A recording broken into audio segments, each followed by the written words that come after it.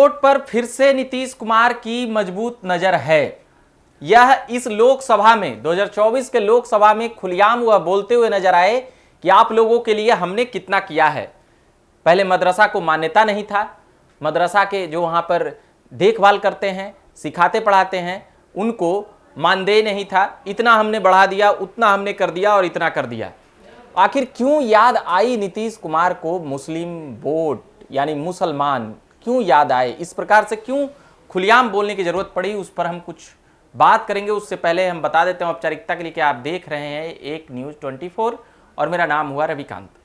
अब हम आते हैं मुद्दे पर।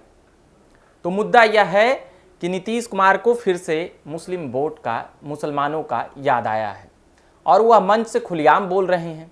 तो क्या नीतीश कुमार से मुस्लिम नाराज हैं, उनसे छटक गए, ऐसे कई सवाल अपने आप आ जा रहे हैं। एक जमाना था जब 2005 की अगर बात करें तो उसके बाद जो 2010 का इलेक्शन हुआ, उस वक्त यह आकलन लगाया गया कि एनडीए में जितने भी घटक दल हैं, एनडीए में जितने भी घटक दल हैं, उसमें नीतीश कुमार मुसलमान वोट ट्रांसफर कराने में उस 2010 के समय में जब बीजेपी की यहाँ 206 सीटें आई थी, उसमें एक बड़ा वोट बैंक मुसलमानों का था, जिसमें नीतीश कुमार 116 विधायक अकेले जीत कर आए थे। तो वह कह सकते हैं कि नीतीश कुमार की पार्टी के लिए और नीतीश कुमार के लिए गोल्डन समय रहा, टाइम रहा। तो क्या फिर से जो उनके दल बदलने से, जो उनके इधर उधर जाने से जो लोगों में एक सस्पेंस क्रिएट हुआ है, एक असमंजस वाली स्थिति है, परिस्थिति है, तो जो वह क्रिएट हुआ है, क्या वह उसे छोड़ना चाहते हैं नीतीश कुमार? इससे उनका वोटर भी क्या उनको छोड़ना चाहते हैं, यह भी एक सवाल बनकर उभरा है। और जिस प्रकार से अब की भाजपा और तब की भाजपा, इन दोनों भाजपा को देखेंगे तो बहुत अंतर है। उस समय की भाजपा 116 सीट जीती थी 2009 के समय अगर हम बात करें तो।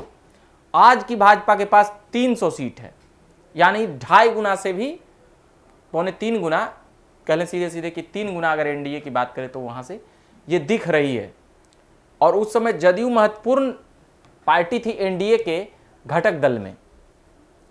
2009 लोकसभा की बात करें तो 2014 में वह नहीं रहते हैं साथ में, तो कहा यह जाता है कि मुसलमान नीतीश कुमार के ही साथ रहेंगे।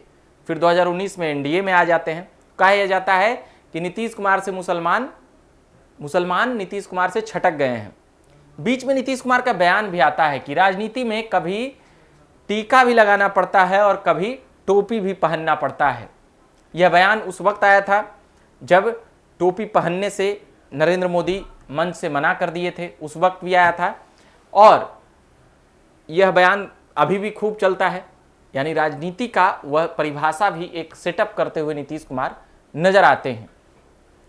तो अब जो ध्यान देने वाली बात है, नीतीश कुमार को आखिर क्यों बोलना पड़ रहा है कि हमने इतना कुछ किया, हमने इतना कुछ किया, हमने कब्रिस्तानों की घेराबंदी कराई, हमने पहले ये सब नहीं होता था, हजारों हजार कब्रिस्तान की घेराबंदी कराई मदरसों में। और वह यही उर्दू टीचरों पर भी वह खूब बोलते हैं, उनके मानदेय पर बोलते हैं मदरसों को लेकर।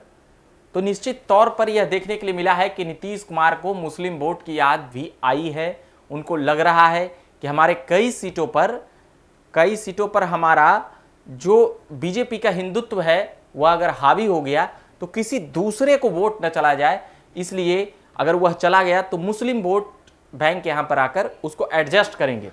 तो यह समीकरण है जो कह सकते हैं कि जो बिहार के कई सीटों पर मजबूत प्रभाव डालती है सीमांचल के क्षेत्र में, और सीमांचल के क्षेत्र में कई सीटों पर जदयू ही लड़ रही है। तो इसको लेकर अभी हम कुछ बातें बता रहे थे। मुसलमान वोट बैंक के लिए सीधे तौर पर कहें तो नीतीश कुमार को याद आई है, नीतीश कुमार को ध्यान गया है और नीतीश कुमार उसको अपने पाले में लाना चाहते हैं। तो क्या भाजपा के साथ रहते हुए फिर से मुसलमान नीतीश कुमार के साथ, नीतीश कुमार के सीटों पर वोट देंगे, उनके साथ जुड़ेंगे क्या?